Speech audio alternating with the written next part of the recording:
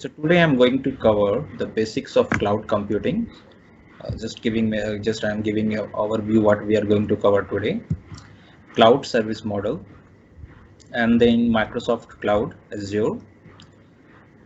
We will also see how we can access the Azure Cloud Services through Azure portal, and then Azure services, like what Azure services are included when you take service of Azure. Then how you can start with Azure, like what the basic stuffs you need to take the service of Azure, Microsoft Azure Cloud, like Azure Account, subscriptions, resource group. And then we will understand some basic concepts of ETL and Azure Data Factory. So I was just wanted to touch base the Azure Data Factory in this session so that it will make a ground for our next session, which will be completely based on the Azure Data Factory and some hands-on related with the Azure Data Factory. And Azure Data Flow. Azure Data Flow is a part of Azure Data Factory only, but it is very important for transformation. So we will have some basic understanding of Azure Data Flow as well. Okay. Uh, so far, everyone is. I'm audible for everyone, and my screen is visible to everyone. Can anyone come? Yes, Okay. yes, Okay. Thank you. So, okay, let's start. So, suppose one day you woke up and you have one idea to build an application, right? And this is a very good idea. You think that you will build an app, then you can start your own business, right? And you also think that okay, from next 6 months or 1 year, your business might grow, correct? So, what basic things, what basic resources you need initially to set up set up everything from your end to start your own business, to start building your app, right? So what basic things you need? So what most important thing is you need resources, right? You need CPU, you need storage system, you need networks, internet, work systems, you need security, correct? These are the some crucial and very important resources which any enterprise or any person would need if they want to build some applications, or they want to start some business related with the data or application, right? So this is not that easy, because this is very new concept from your end, and you have to invest money in buying the resources, in buying the storage system or databases or whatever application, whatever operating systems you want to use. You have to build your storage modes. You want to have your own networks, infrastructures, and also the security, which is very most important thing, because when you are having your own application, you have to make sure that you ensure from your end that you're securing your users or your customers data as well as your data, correct? So this looks quite challenging, right? It would cost you very expensive initially setting up and buying everything, and you have to maintain also. It's not like you just bought the database or you just bought the storage system, but if monthly or quarterly or weekly you have to expend a lot of amount to maintain your resources. You need to back up the data, you need to restore the databases, you have some other technical issues which you have to invest. So not only initially setting up the environment, but also you have to incur the cost during the maintenance going forward. And also, suppose your business is going good, right? So you have to increase the number of developers from 50 to 500. You had only 10 customers initially. Now your business is growing and you have around 500 or 1000 customers. So you have to increase the number of developers. Then you have to increase your number of resources. You have to buy more with virtual machines, computing services. You have to buy more storage, correct? So there is a concept of total cost of ownership. So as an entrepreneur, you have when you are going to start something, you have to set everything on premise. So you have to invest in the hardware, which you have to bear those costs. You have to invest in the software licensing, right? You have to bear the cost of your delivers, installations, upgrades, maintenance, data centers as well, right? So thinking from that perspective, I think in 50 people have something to start, 20 will think to proceed further, rest might have some blockers, or might need to think twice. Okay, if I should invest or not, if my business will run or not, what will happen if I bought 1,000 GB of storage and then one day I have to, there is no use of those 1,000 GB storage, correct? So there are these are the challenges which cloud computing will solve. So how cloud computing will solve your problem? Cloud will provide you everything, all infrastructure. Cloud will provide you the virtual machines, your computing powers. Cloud will provide you storage. Cloud will provide the security of your data. So what you have to do, you or any user, he just has to connect the cloud services, and he can use those services. So that is looks quite easy, not that challenging, because you have to pay only for what you need. You don't have to invest and put everything in your on-premise system, correct? So the challenges which you had in the on-premise setup, cloud system is going to resolve them quite efficiently with less amount of investment. So what are the advantages if you adopt cloud computing? No upfront cost. Why no upfront cost? Because you have to pay as you go. You don't have to manage the infrastructures as well. If you want only 50 GB, you have to pay for the 50 GB. If you want only one VM, you have to pay only one for one VM, right? You don't have to pay for additional resources, but somehow if your business grow at any stage, you can ask for more, and then that additional resources, allocation of that additional resources won't take much time as well. If you don't want to use, suppose you now at some moment you just want to use only 10 GB, you don't have to pay for other 40 GB, correct? You have, if you have taken the 50 GB storage device. So these are the advanced one. Yeah. Yeah. So these are the advantages which makes anyone very easy to start or to invest in the cloud rather than investing in the and buying everything in own on-premise system or on-premise infrastructure.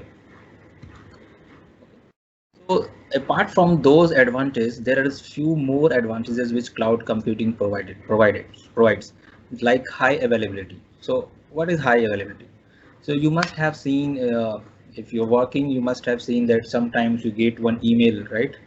Notification from your support department that system will be down for 3 hours or maybe 6 hours for some maintenance, or maybe some intermittent issue happened and or bug happened, and for fixing those bugs your production system is down for 6 hours or 10 hours, right? So cloud computing will have that service level agreement with the tenant or with the user, that they boast to provide around 99.99% uptime. So that is the advantage of cloud computing. In on-premise, no one will give you the SLA, give you that agreement that no, I am going to provide you 99.9% uptime of your application, of your system. So that is the very important advantage of cloud computing. You don't have to worry much about the downtimes. Another important aspect is scalability. So what is scalability? In real life, if you have a laptop, right, and suppose at any stage your the space, suppose you have 100 GB and that is full, correct?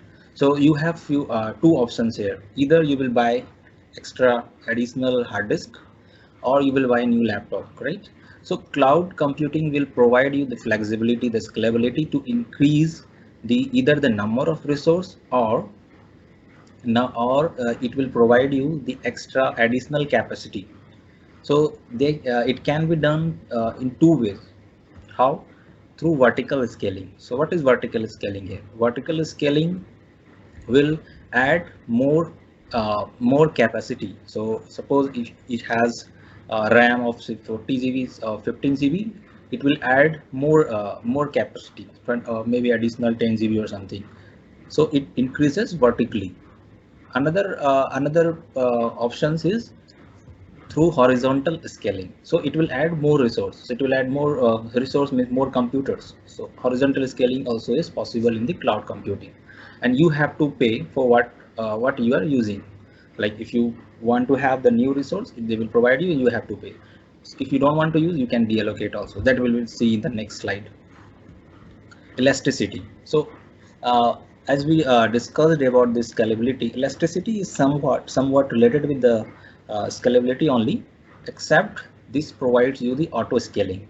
So let's take an example, like some one application. If you see, more number of people log in that system, maybe during the afternoon, right? So at afternoon time, your resources will be, the consumption of resource will be more rather than comparing in the morning time or late night, correct? So at that time, when number of users are more, you need more resources, right? At night or early morning, when number of users are very less, you need less resource. So cloud computing will provide you the auto scaling of your resource and will charge only as per the use. So means it will deallocate the resource at the time when the number of users are very less, and increase the resource at the time when number of users are high or the consumptions and uses of the resource is high. So elasticity, cloud computing provides the elasticity in this manner, means auto scaling the allocations and deallocation of resources. Geo distribution. So you must have heard that Microsoft has data centers at regional levels also. So Microsoft has data centers at Amsterdam or Europe region. If you log into the Azure portal, you will see that you can assign your resource group with different regional data geo distribution data centers. So it means that if user belongs to one region, they can assign you the regional data centers, and that will helps to improve the performance.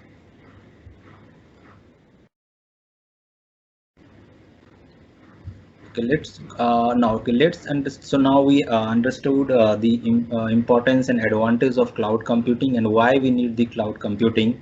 uh, if someone using on premise, then how we can justify that why cloud computing is important, crucial to move them, to move their system or resources from on premise to cloud system. Okay, now cloud service model. So what cloud service provides? We know that, okay, they can provide us the infrastructure, right? We know that they can also provide us the platform. They can also provide us the SaaS, software as a service. So what are they? So we will understand, next few slides we'll understand what is IaaS, infrastructure as a service.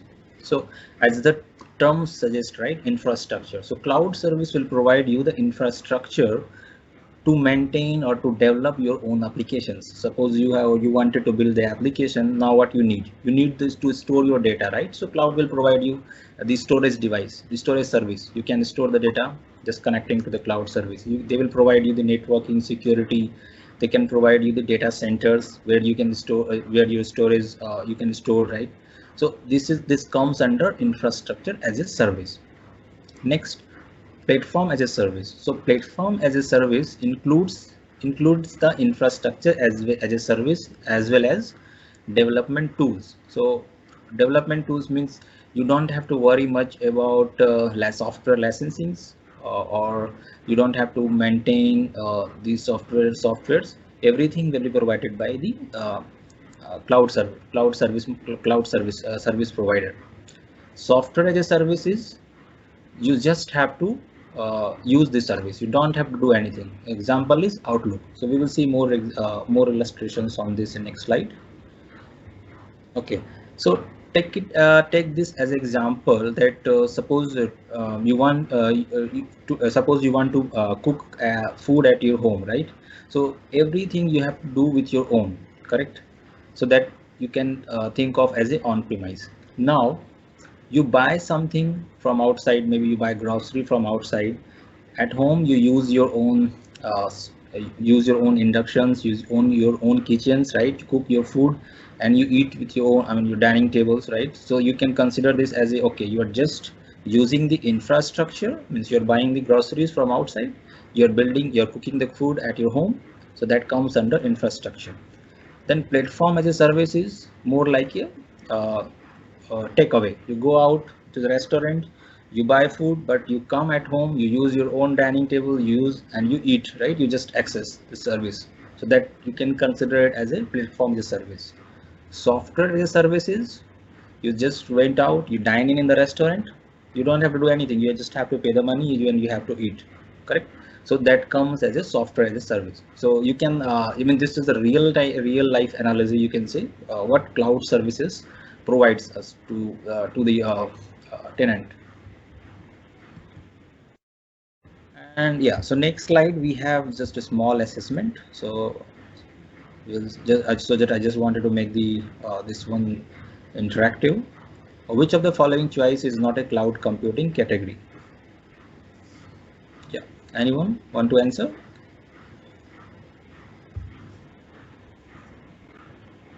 The first one, network as a service. First, networking NAS, as a service. network as a service. Okay, good. Yeah, so as we seen in the last previous slides, right? Platform as a service, we understood cloud computing provides infrastructure and software. Network is not something which cloud will provide. Okay. One more question is there. This is a scenario based question. So one company want to use database for short term for upcoming projects. So they have some small projects. They want to use the database services, but they don't want uh, that database after the project gets completed. So which model they will use? Infrastructure or Third, platform Software as a service. or software? Software as a service. Software as a service.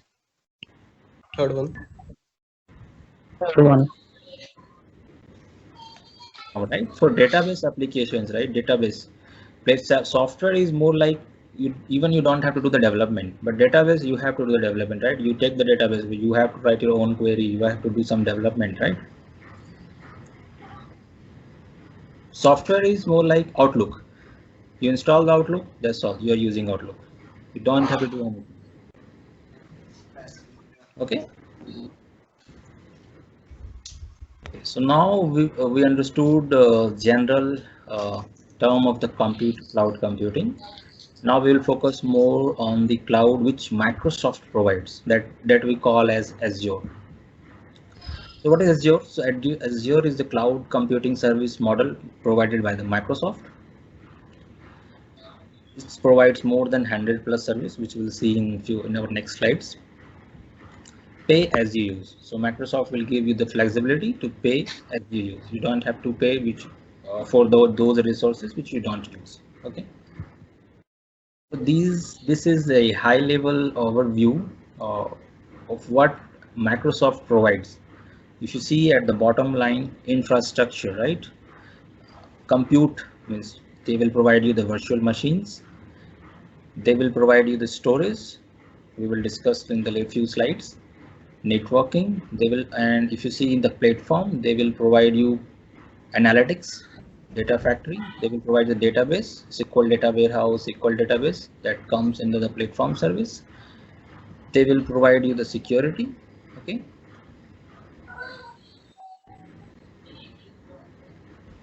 Active Directory that comes under security, and then the portals. Okay. Now I will focus more on the Azure Storage because Azure Storage is very important for Azure Data Factory. When we do the development uh, in Azure Data Factory, we need Azure Storage as well. The scenario is something like you have some file in your local on-premise system, which you want to store in your Azure database. So the how Azure data flow works is, I mean, you need or you just want to have those files in your cloud system, right? So you can copy those files in Azure Blob Storage. So this is Blob Storage widely used in such type of scenario where you want to copy your data on-premise system to the cloud environment, and then from cloud blob storage to the database, where you can do a lot of transformations, data cleaning, and then load the data into Azure data warehouse.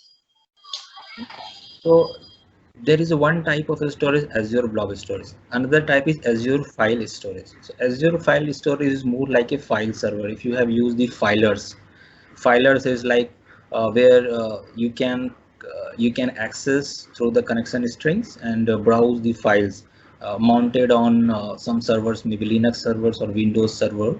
So Azure File Storage, Azure also provide that service like where you can store the files, and that can manage as a file servers, and you can connect using, and they support some protocols like SMB, Samba protocol or NFS protocols. Queue storage is storage for I mean storing the messages. I think you have I mean I have not also not used this service, but you might have heard about the Microsoft MQ, so messaging queue watcher, right, which Microsoft provides one service for messaging queues. So this is, I think, this is the replacement. I mean this is a substitute where Azure provides that type of service. Azure Table Storage. Azure Table Storage is more like a NoSQL database, which is which is widely used as a structured NoSQL data, and this is similar to Azure database, but the Azure database is more a global service. This is just a snapshot of how, if you go to the portal, you want to have how you can create a storage account, because all your blob services or blob storage will attach with the storage account.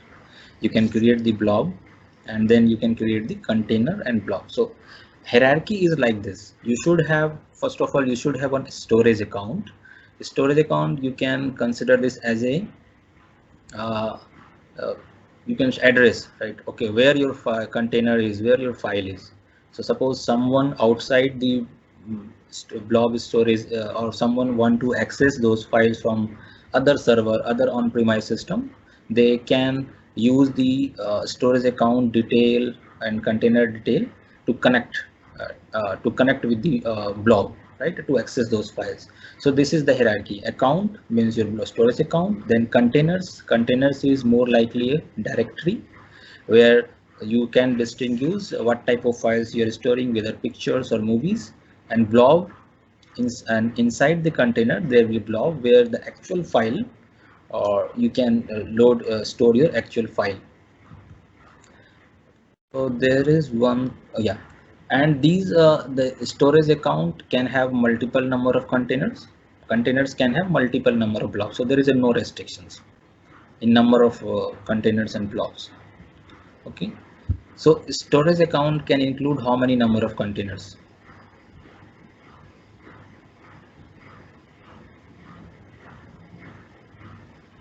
Anyone want to answer? Maybe unlimited. Sorry. Unlimited. Yeah. Yes. So yeah. So there is a no restriction. So once you have your storage account, you can create plenty number of containers inside that, and inside containers, so container more likely you can consider it as a directory. You can create the blobs where you can store your file, and then from blobs you can load the files into your database system, data warehouse, Azure data warehouse, Azure database. I will show you that some scenario later. Okay, now we talked about the Azure services, right? But how to access those resources? Right? Suppose you have, I mean, his example is like Netflix, right? If you want to watch the series in the Netflix, you have to log in, right? You have to go open the app, right? Then you can go and watch the series, or movie which is already in the Netflix. You don't have to think about whether those are stored at good place, right? So sorry, I think someone is in some noise, background noise is there.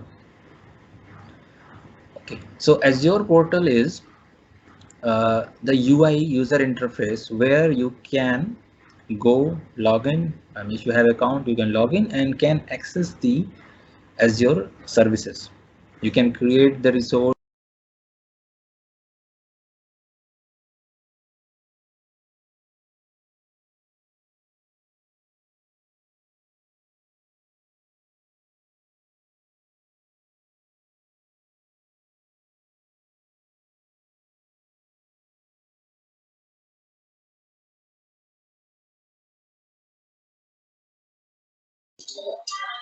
Hello, you are not audible. Manish, we cannot hear you. Hello. Manish, your voice is not coming.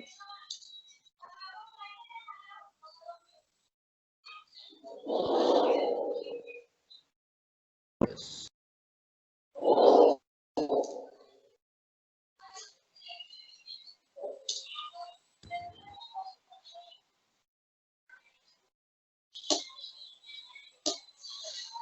Hello, am I audible now? Yeah, right now you are Yes. audible. Okay, not sure what. Earlier it was muted. Okay, okay. Thanks for notifying. Yeah. Okay, so we were discussing about the Azure portal, right? So Azure portal is UI where you can access the Azure resources. Okay, uh, you go to the Azure portal, you can have your resource groups. Inside the resource groups, you can create your storage account, you can create your SQL databases, you can create your apps, web apps. You can create your Azure data warehouse. So this is where you can access the Azure service. So Azure portal is very important. When you want to buy the Azure subscription, you have to go to the Azure portal. So now when you go to the Azure portal, how you can access the Azure services, what you need, like what are the important stuffs which you need before you start using the Azure service. So you need Azure account. So once you take free Azure account, you are eligible for to access the service of Azure services for 12 months. And then you have access of more than 25 products and everything is free. So once you take this, create the Azure account, you have to take the subscriptions. Subscriptions is more like a plan, right? Bill plan. So suppose you take the Netflix subscription, you have to pay some amount, but here it's free also. But you have to take subscriptions so that all your resource groups are tagged under your subscriptions, which you are eligible for. Okay, then you will have the resource groups. So resource groups is where you can group your resources. So like you have SQL database, so for SQL database you need one resource group, because and you can tag all type of data, same type of resource under one resource groups. So this is uh, more like a container holding your resources. And what is resource? Resource is what resource is what you are going to use, whether you are going to use virtual machines, whether you are going to use storage accounts, databases. So these are the resource. So there, this is the hierarchy you can understand here, like resource, then resource should be a part of resource groups, and resource groups should be part of the subscriptions, be your billing plan, and you one Azure account. Okay. Okay, so here you can see, like if you subscribe and create the account for Microsoft, what you are going to get. These are the free service.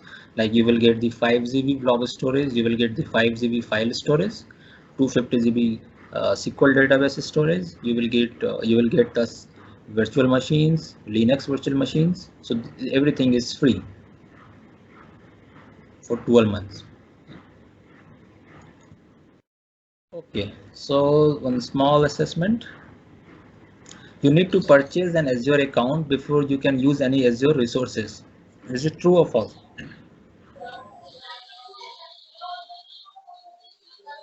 No, first we need like Azure account, then only we can purchase the subscription or something. Okay. Anyone else?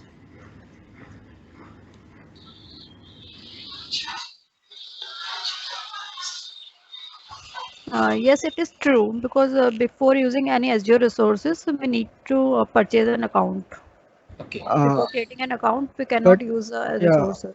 Manish, but we don't think so. Like I don't think so. We need to purchase an Azure account because we can create on free basis. Huh? Yes. Okay. Yeah. Yes. Correct. So we don't have to buy anything, right? Can create, but you will get everything free for 12 months, and you can start accessing, right, for your demo purpose or your personal use. Okay. So it's not mandatory that you have to pay something. So one maybe if next sessions, if you want to do some hands-on, right, everyone can go to the Azure portal, can buy Azure account, or not buy, can create Azure account, and then we can do hands-on on that. So it's not needed that you have to pay something. Okay. Okay. Now I think this is Azure introductions. I think we're almost done. Now we understood what is cloud computing, what are the service cloud computing provide, and why it's good to move to the cloud service from on-premise, and what is Azure, what service Azure provides. Correct. And now before going to the Azure Data Factory, which is a part of Azure service, I would like to just wanted to touch base ETL. I think few of you are from the ETL background, but I mean, few of you might not be the ETL background, right? So just wanted to explain like what is ETL. Can anyone want to explain what is ETL?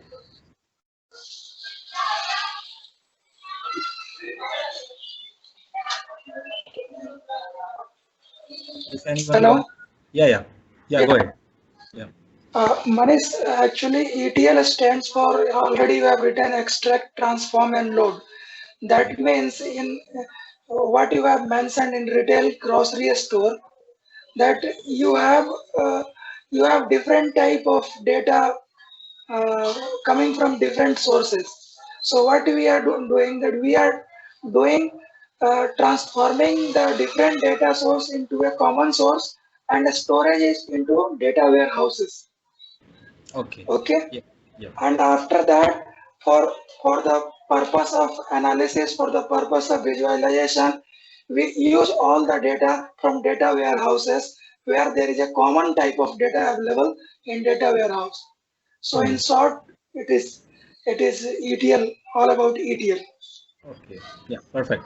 Yes. So, okay.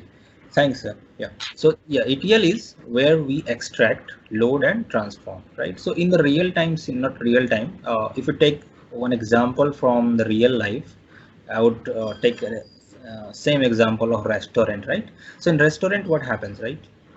You consider you want to have some menu, right? Menu. You want to have some dish which you can consider as a Power BI dashboard, right? Where you want to see the sales amount from last 12 months, right? Of his, so there is one dish, but how that dish will be prepared, that will be prepared inside the kitchen. So you can consider that kitchen as a ETL, right? Where extraction happens, transformations means cooking happens, right?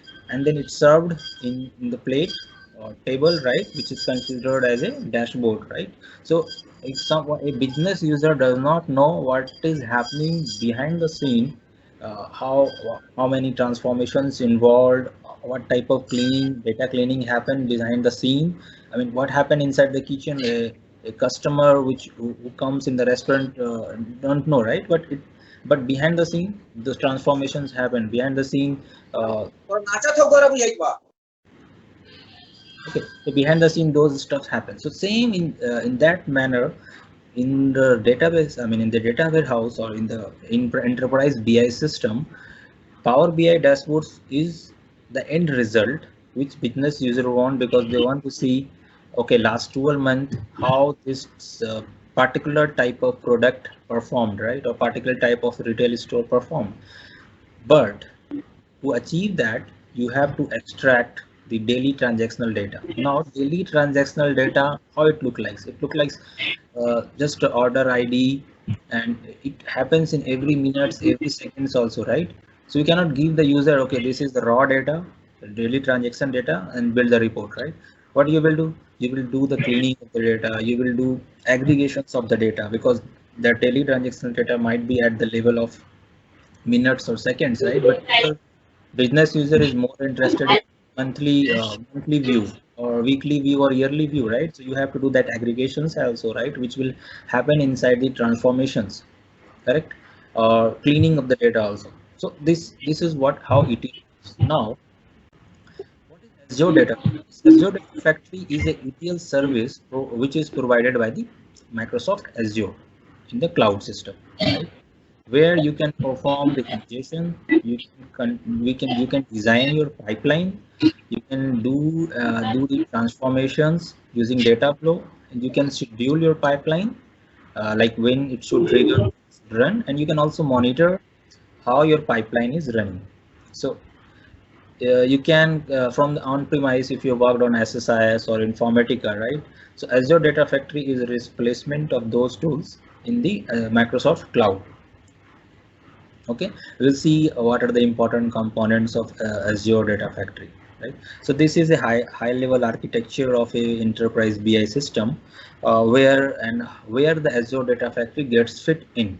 So in the left side, you can see that these are the data sources. So here you can see that's a Microsoft SQL Server on premise, it's not on the cloud. Other relational databases, Azure SQL databases. So those are your sources. Azure Data Factory will help you building the ingestion, storing these data, orchestrations of this data. Means they manage the whole process of ingestion, transformation, scheduling, everything you can do using Azure Data Factory, and load your data, clean data or transform data in the Azure Synapse Analytics. Azure Synapse Analytics I have not covered in this session, but you can consider this as a data warehouse in the Azure platform. Okay, and then Azure Analysis Service is a semantic layer. Semantic layer, you can consider it where the modeling happens, uh, or you can say that data will be at aggregated level where KPI and measures will be created and then can be used as the Power BI. Okay, so this is a high level architecture of where Azure Data Factory fits in into the ETL system or whole enterprise BI system. Okay. So Manish, in that case, I do have a question. So in that Yes. case, so Power BI no need to do the modeling part, right? So everything will be done by Azure Analytics Services, is it? Yes, correct, correct. Okay, So, got it. okay, so if you have asked the question, so I will give you more understanding on this. So you can consider this as a self-service BI. So what self? So every business user is not expert of DAX calculations, right? I mean, as a Power BI developer, you can do a Correct, lot of correct. calculations, correct? But Hmm, hmm, if hmm, hmm. you will ask your business users to write the DAX command, they will not be able to write the DAX commands, right? So what you will do in that case, you will give them the Azure Analysis Service model, which they will directly connect using the Power BI, and will start using it where every KPI measures will be pre-calculated, and they will just build their dashboards and reports and will use. Okay, so this is more like the self-service BI. They have the models ready, and that model can be reused by many business users. Is because if you create one PBI, one Power BI dashboard, it will be used for 10 users, but in the same format. But if you give them the model, they can design with their own requirement, right? So this is how the self-service BI works, which enables So, the end user to do the BI at their end. Okay. so they can only do the drag and drop and getting the visualization Power BI desktop level, right? Correct, correct. They don't have to write in complex Okay. DAX calculations. Yeah. So all the calculation are already prerequisite, like already pre-calculated or something, right? Correct, correct. Yes, yes. So Got whatever it. modelings you do or the DAX calculations you do in the Power BI, you can do in the Azure Analysis Service also. Okay. So in that case, Power BI would be a visualization tool, not nothing for modeling or not transformation. Yes. No, nothing. You Got it. cannot even change the Azure model in the Power BI. But now recently many updates happened in the Power BI Premium, which can be considered as a superset of Azure Analysis Service. But that is, I think we will maybe we will discuss in some other sessions. Okay. Yeah, sure, sure. Okay. Thank you, Mani. Thank Yeah. you for this one. Okay. So now, what are the important components of Azure Data Factory? So Azure Data Factory, you can consider this as a instance which includes your pipeline. So what is pipeline? Pipeline is no, I mean, which pipeline is for your scheduling, monitoring, managing your activities. Okay, activities are pipeline. You can consider as a logical grouping of activities. So example is like suppose you want to copy your data, right, from on-premise or from your on-premise file system to the Azure blob. Okay, how you will do that? So first of all, you need Azure ADF instance. Okay, so ADF instance is, you can say, who will manage all these activities. Now inside ADF instance you need a pipeline. Pipeline will be a parent of different type of activities, because if you want to copy the file but in the same time you also want to run some store procedure, so you can write you can have the different activities inside a single pipeline. One ADF instance can have multiple pipelines, one pipelines can have multiple activities, and these activities will have the linked service which will be connected with the databases or file system. So link service, you can consider this as a connection string. Must have used the connection string which have user ID or role account, right, or passwords, which provides, which helps you to connect with the databases or file system or any type of source systems. Data set, you can consider this as a data structure. So suppose you have the link service. Now you want to access a particular table in any database. Okay, but you don't know, you know the name of the table, right, but you don't know the metadata, right, which you want to load. So data set will provide that. Data set will give you, I mean, when you will prepare the link service, you will create the data sets, you will understand, okay, this is the structure of the table which we are going to consume. So, so one Azure Data Factory had, so these, I mean, in this slide, pipeline, activity, dataset, link service, and trigger. These are very, you can say, the important component of Azure Data Factory when you will start building a Azure Data Factory. Trigger is for scheduling. So because if you build the pipeline, now you want to run this at a particular time, maybe at 9 a.m. morning, right? So you will set trigger this. So you will set the schedule of the trigger, and your pipeline will start running at that particular time. Okay, we will see more examples. This is just a snapshot of how in the left side you can see the activities. So suppose you have one pipeline. So inside pipeline you will have these type of activities in the left side: move and transform. So you can move the data, copy data. So copy data means you can use this as source. Your source might be a blog file, or might be on-premise file system, or might be on-premise database, or might be the Azure service, Azure system also. So copy data is very fast. You don't have to do anything. Just enter the details of your sink. Sink means your destination. Source is your source. Mapping, where you can just do manual mapping, or it also do the auto mapping and load the data from your source system to target system. But transformations is not involved. The important thing is you are not doing any transformations. You are just loading the data in the raw format. Whatever format the file has in the on-premise, it will be loaded. Okay, if you go down, you will see there is a Gen HD Insights, Data Lake Analytics, Databricks. Those are also the activities. And then, but the important is inside the General tab. So in General tab, you will see the activities like execute SSIS package. So suppose you have your SSIS package in the on-premise, so you don't want to rebuild this SSIS for data factory. You want to use your existing exercise package, but you also want to use the Azure Data Factory capability, right, to run the exercise package. So you can use this execute exercise package functionality, and can run your exercise package. So you are just using the lift and shift service of Azure, where you are running your on-premise packages using the Azure service. Okay, then you can see the store procedure. You want to run any store procedure, so this is also one example of activity which you can do using ADF. Okay, we see more. Yeah. Okay, I think this, now I have this assessment. So activities, right, what how you will match. So this left one you have to match with the right one. So what is the example of activity here? Named view of data, execute, stored proc, pipeline, or connection information. Activity is a pipeline execution. Stored process, right? Pipeline execution is more like when trigger, right? Trigger is for to execute. Yeah, pipeline. Yeah, trigger is for that. Link service. Connection information, Yeah. It. a named view of data, Trigger. trigger for pipeline execution. Yeah. Okay. So I just wanted to like explain that what are the key components of Azure Data Factory.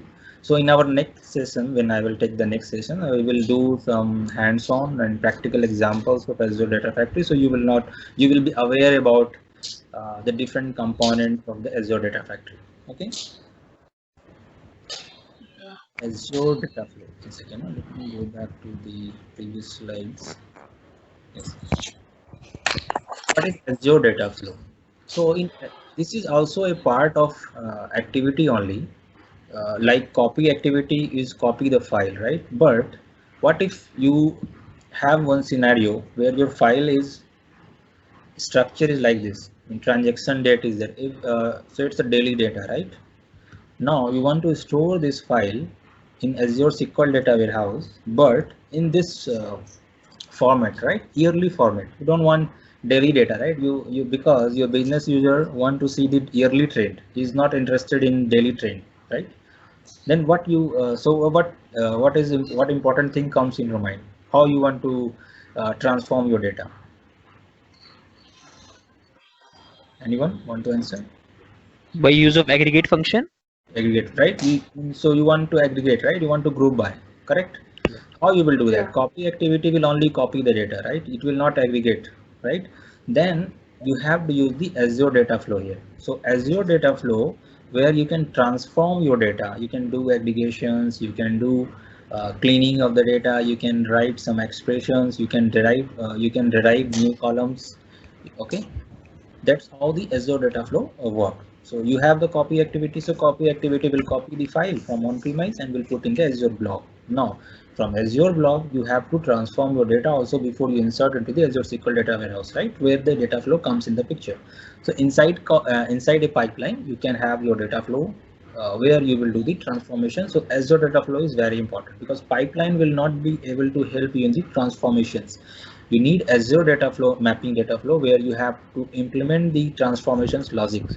But this is very graphical user interface, drag and drop tool, where you don't have to write any codes to transform your data. Okay, so this is just the So in that representation. case, Manish, I'm sorry to interrupt. Sorry. So in that case, sorry to interrupt. So Yeah. in that case, we don't need to write a SQL query for grouping by, right? No, you don't. Yeah, that's right. Data flow will give you, will provide you that transformation. I will show you in the next slide. Oh, okay, fine. Yeah. So see, now here you can see the data set, right? So in the left part, the data set is CSV data set because you are connecting to the CSV source. Linked service where the connection strings, right, to connect to the data or to the file. In the right side, you have table data set because your destination is table, right? So here you need two type of linked service. One linked service is to connect your Azure SQL data warehouse. One linked service to connect your file, on-premise file. One data set for metadata or for your data format of your source. One data set for your table. Okay. So Azure data flow, so it's like for completely visually designed transformations, right? But then again, for coming back to the question which you asked, right? So you will you can tell then why I'm using Azure data flow if I am doing if I can do that thing in the stored procedure also, right? I mean, it's fair enough. If you have the data in the Azure blob, you can load into the database, then you can write store procedures, right, to transform your data, correct? Then why you want to why we will use the Azure data flow? That is, I think, the common questions which pops up in your mind, right? So Correct. data flow, as in, I mean, data flow is developed on the Spark optimizer, right? Which uses the Spark functionality and which is quite efficient in the performance. I mean, I mean, if you read more about the Spark optimizer, they have the different logics or hashing logics. Those, I mean, that is very quite efficient rather than if you do anything in the store prop. So, although designing any transformations in the Azure data flow might take some time, but same time we will be able to use the functionality of parallel processing or Spark optimizations of the Azure data flow. So that's why if you're dealing with the millions of rows of transformations, so you should prefer using the Azure data flow rather than writing the codes in the store proc. Okay. Mm. So this is the UI of the Azure data flow. So inside pipeline, you can see that there's a data flow pane where you can create the data flow. You add the source here. So there are three segments here, graph sections. Graph sections is where you can drag and drop source or one second. Yeah, you can see here, right? the plus sign, right? So when you click this plus sign here, you will find these multiple type of transformations. If you want to do union, you can do union, you can do exist, conditional splits, derived column, aggregate, right? Which you are telling. So you can add aggregate here, you can write, you can do the aggregations also. You can pass the parameters. So this is just a general UI of the data flow where you can play with the transformations, right? You and can do a lot of transformations on the raw data. Okay.